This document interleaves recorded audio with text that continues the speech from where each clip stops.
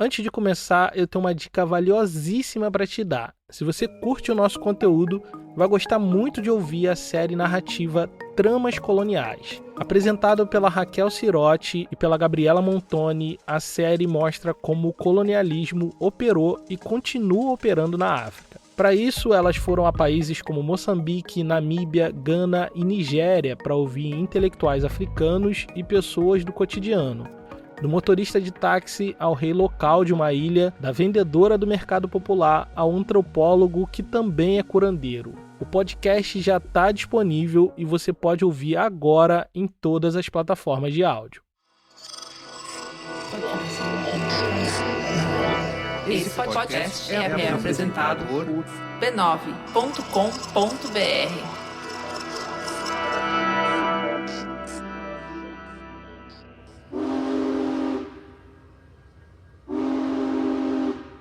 Todos os dias, Lima Barreto se espremia num vagão de trem em direção à cidade. Desde que seu pai enlouqueceu, a família foi obrigada a mudar para o subúrbio e ele teve que arrumar um emprego na cidade. E todo dia fazia a marcha dolorosa que levava milhares de trabalhadores das margens para o centro. Ele odiava tudo aquilo, mas não tinha muita escolha. Tudo no trem irritava ele.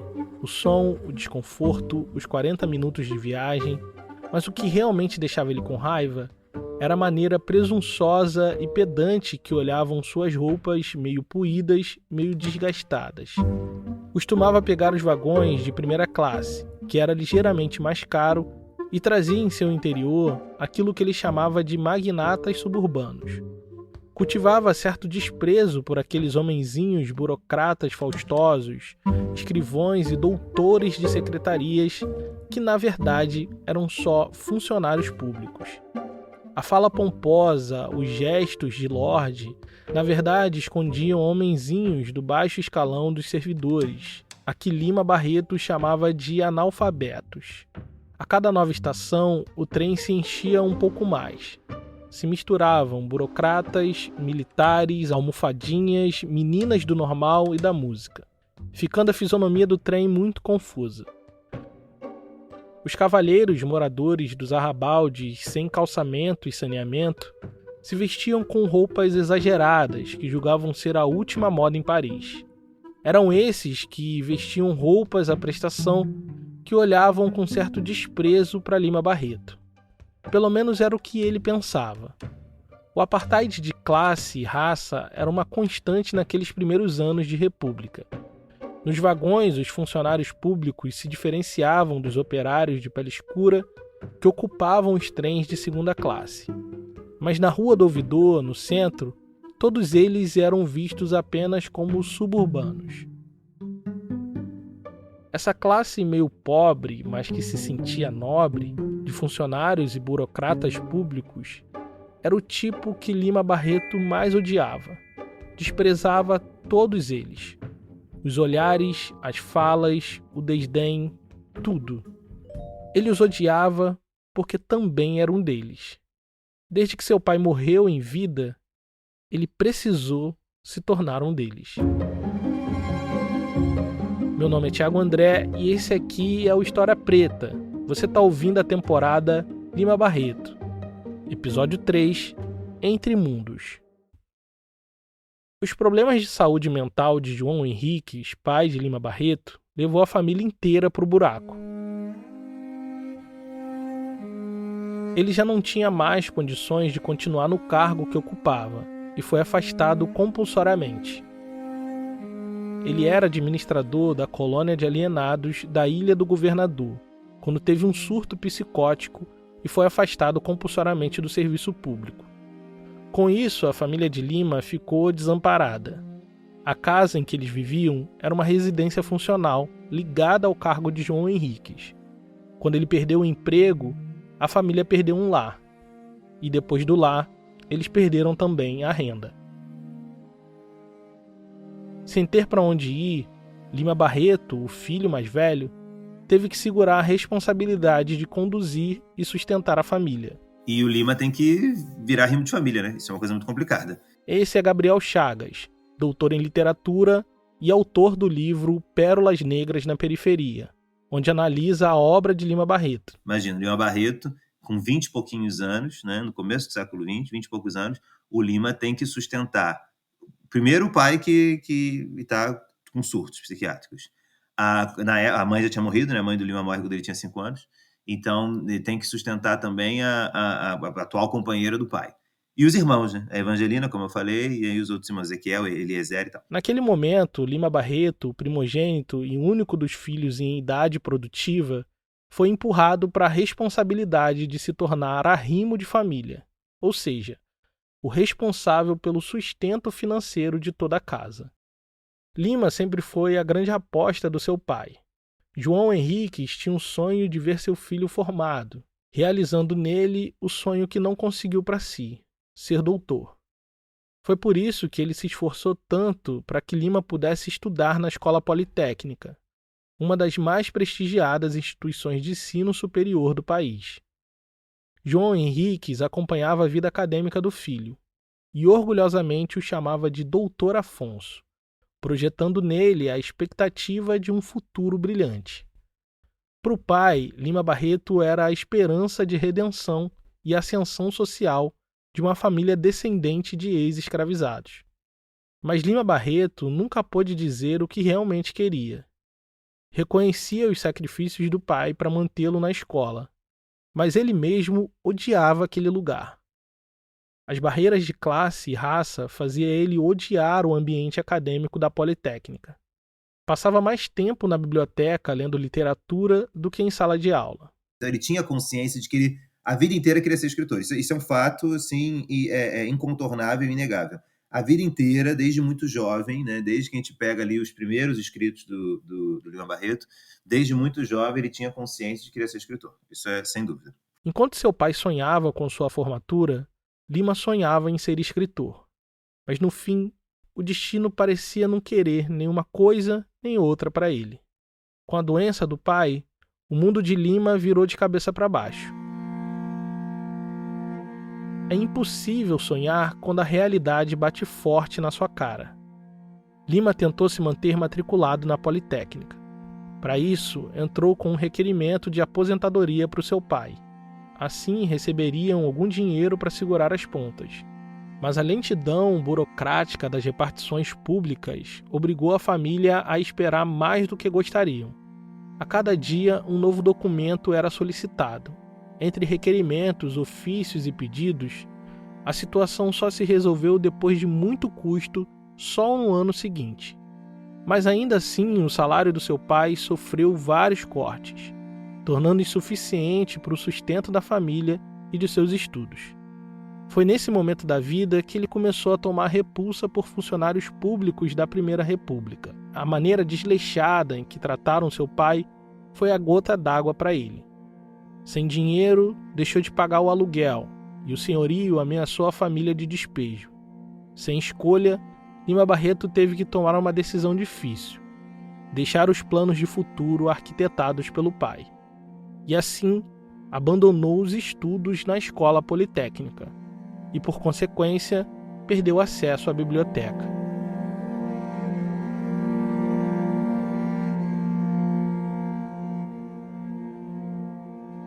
Muitos anos depois, escreveria um texto relatando seus sentimentos de abandonar o curso superior.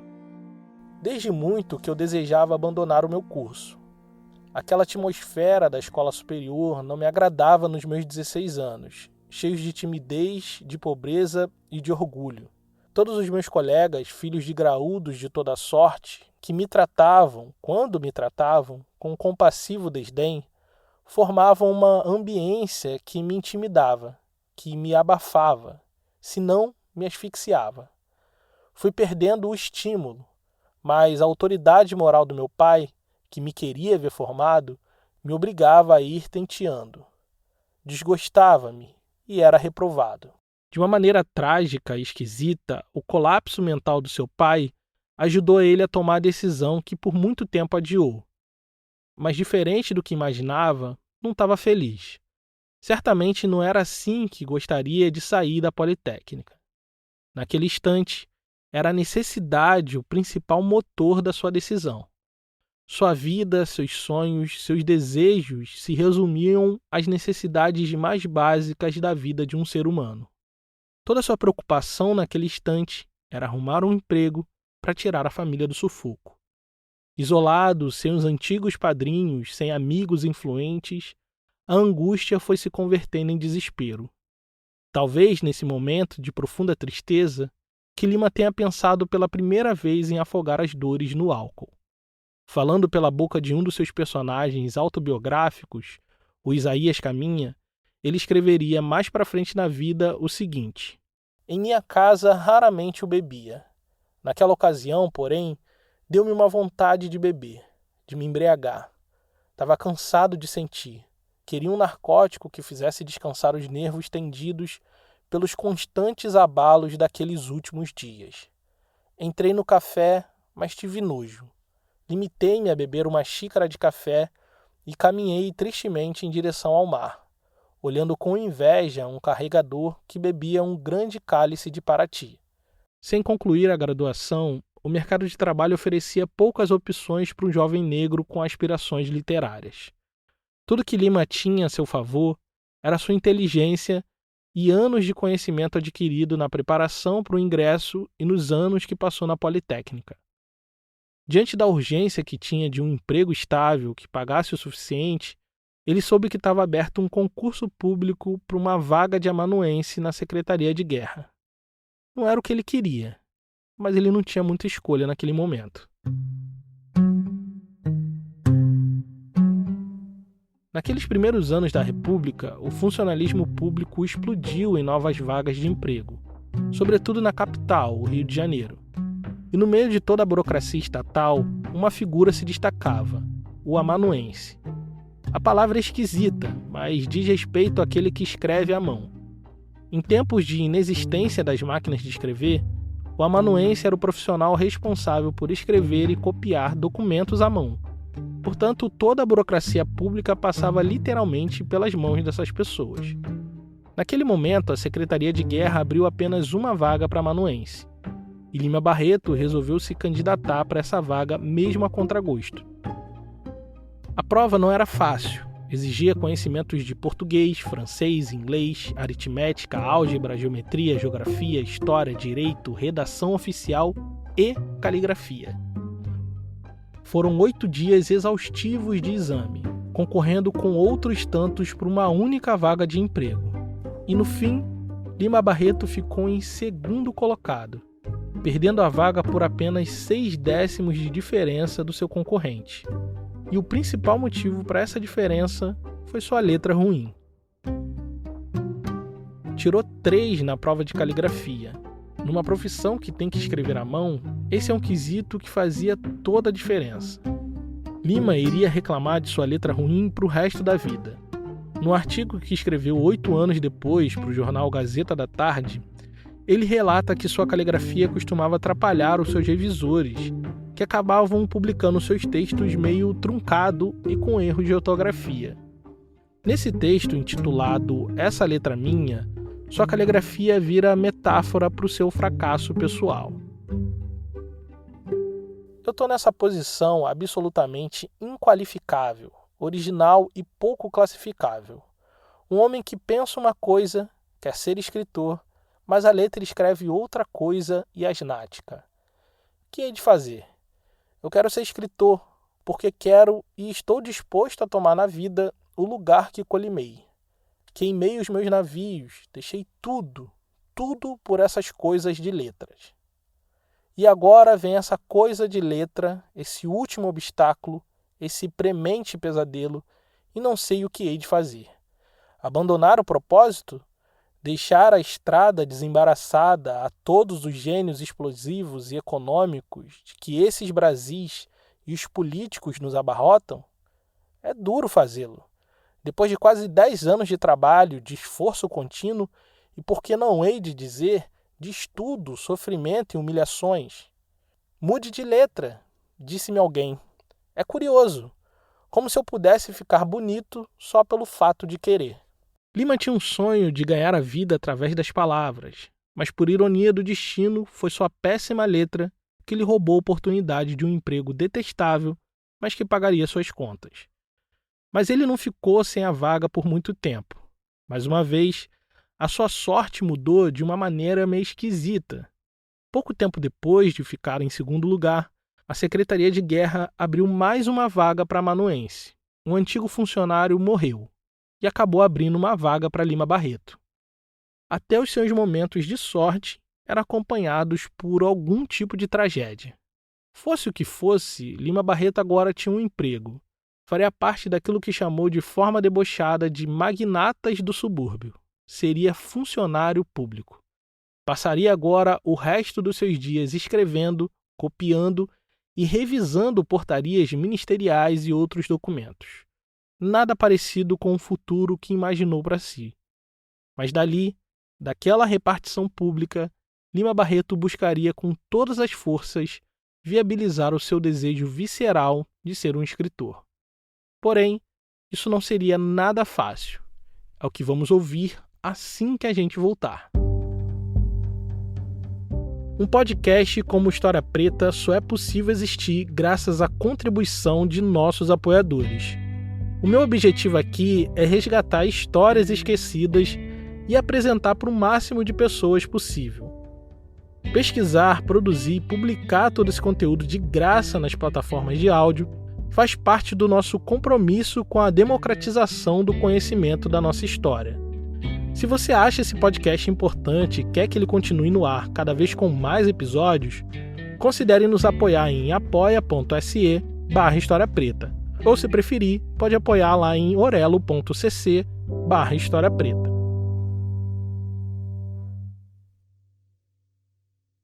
Lima Barreto continuava nutrindo o desejo profundo de ser escritor. Mas agora, como funcionário da Secretaria de Guerra, se via imerso em um ambiente tedioso e desestimulante. Era como se todos os dias levantasse seu espírito para fazer ele morrer nos corredores da administração pública. Como disse, ele detestava tudo aquilo, e ao longo da vida detestaria ainda mais. É o que fica claro num conto que escreveu quase 14 anos depois de ingressar como amanuense no serviço público.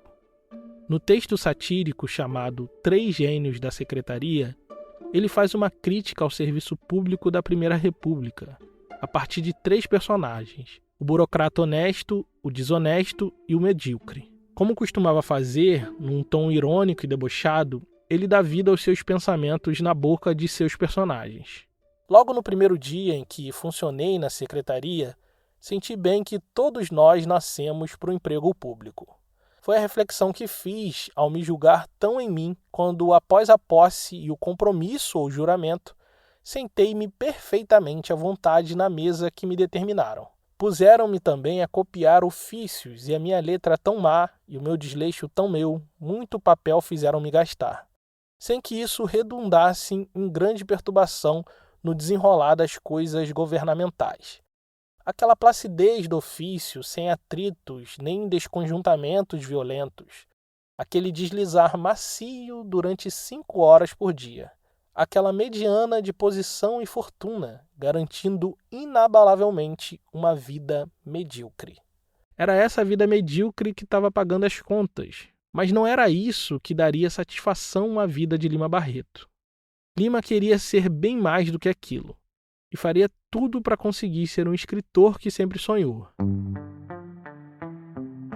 A rotina entediante, o mínimo esforço que sua atividade de amanuense exigia, lhe garantia algum tempo à toa durante o expediente. Tanto é que começou a escrever contos, crônicas e trechos de romances nos versos dos papéis timbrados da Secretaria de Guerra. Rascunhava dezenas de projetos artísticos e literários que não iam para frente, mas que ajudavam sua mente a sair da inércia. Lima pegava no trabalho das 10 da manhã às 3 da tarde. Depois do expediente, ele era visto em companhia dos seus colegas de repartição naquilo que chamaram de Esplendor dos Amanuenses, uma confraria informal que se reunia todas as tardes no Café Papagaio. Apesar do nome, a confraria não reunia apenas amanuenses. Ali nas mesas do café se reuniam escritores, jornalistas e intelectuais de diferentes áreas que buscavam um lugar ao sol na produção cultural da capital federal. O nome Esplendor dos Amanuenses era uma forma bem-humorada de contrastar as horas de felicidade e liberdade dos encontros no café com a inércia nas secretarias e repartições, onde os amanuenses se sentiam acorrentados a galés dos protocolos e registros. A partir desses encontros, Lima daria seus primeiros passos para uma vida pública na literatura.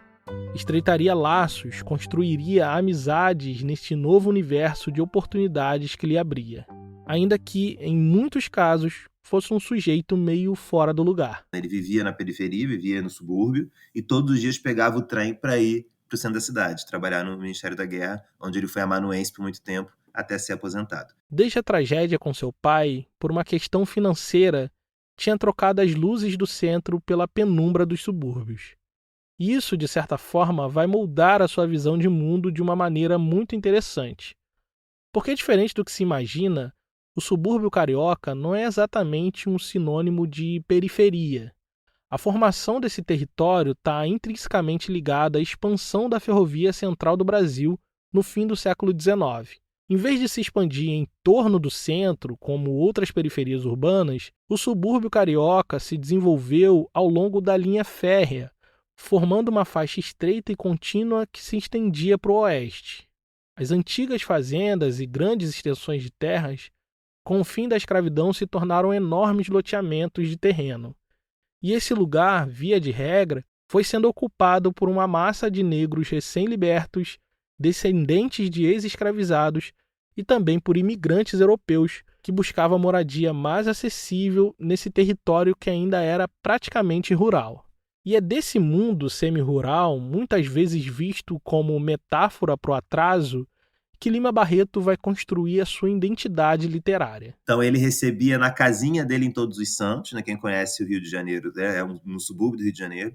Ele morava lá na casinha dele do subúrbio do Rio de Janeiro, ele recebia revistas francesas. Ele era extremamente antenado à literatura política da Europa e do mundo todo. O Lima Barreto, que por muitas vezes criticaria o modismo francês importado para o Brasil de maneira crítica, vai ser o mesmo que vai beber da influência política e artística vindas da Europa. Essa ambiguidade, essa contradição na formação da identidade dele vai acompanhar o Lima por toda a sua vida.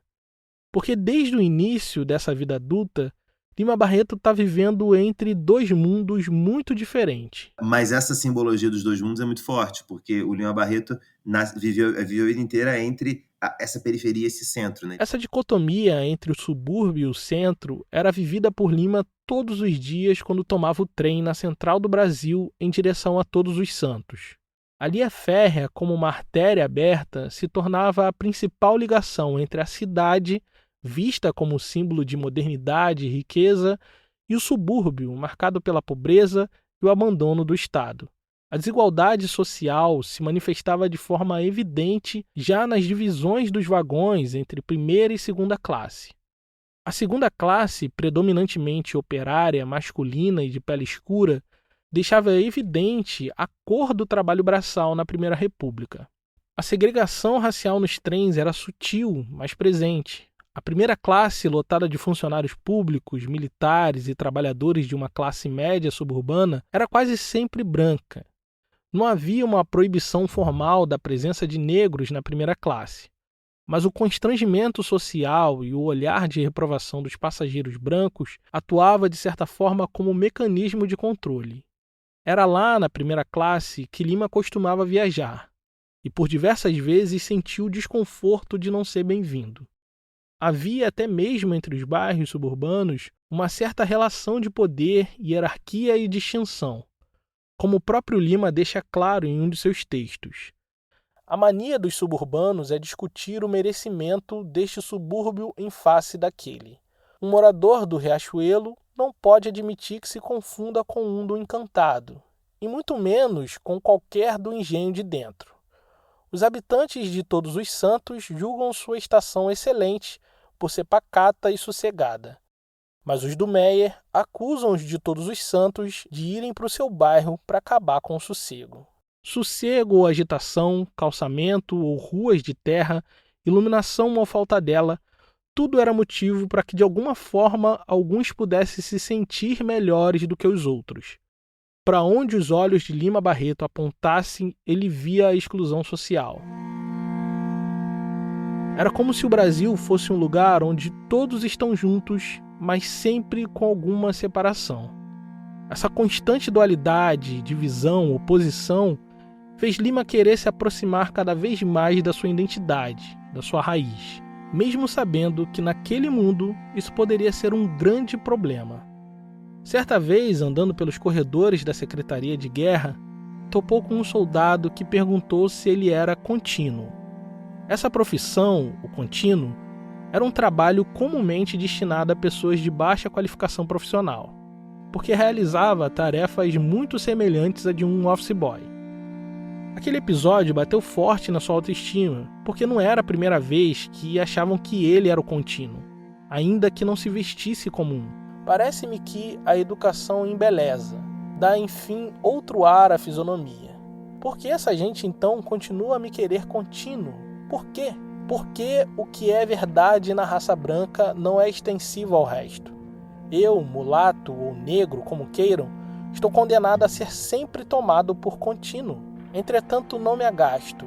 Minha vida será sempre cheia desse desgosto. E é esse desgosto que me fará grande.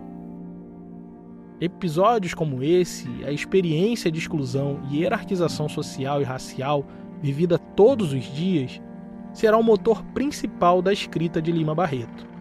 Tomado por esse sentimento, desacreditado da filosofia familiar de ascensão social e respeitabilidade pelo estudo, Lima decide que será grande através do escrito. Naquele mesmo ano, ele escreveu as primeiras palavras do seu diário íntimo.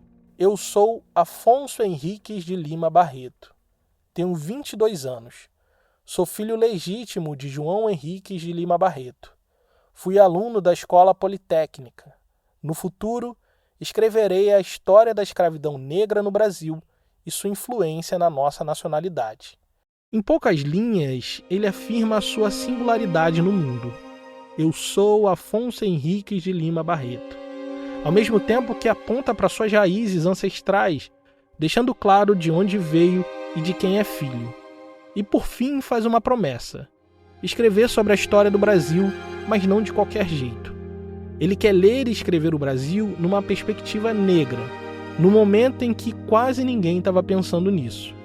Como se fosse um marco inicial de tudo que viria, essa escrita íntima e solitária mostra o Lima Barreto pronto para escrever a história do Brasil como nunca antes vista até então. Ele estava pronto para olhar para o Brasil, a partir da margem, a partir da sua classe, a partir da sua raça.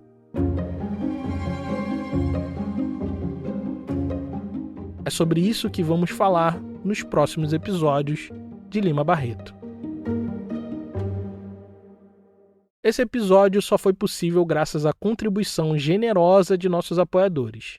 Se você gosta do nosso trabalho, considere nos apoiar em apoia.se/História Preta. Caso queira fazer um apoio pontual, nossa chave Pix é historiapreta@gmail.com. Esse episódio foi escrito e pesquisado por mim, Thiago André, tem identidade visual de Raimundo Brito e Estúdio Duna, gerência da comunidade de Carolina Ferreira.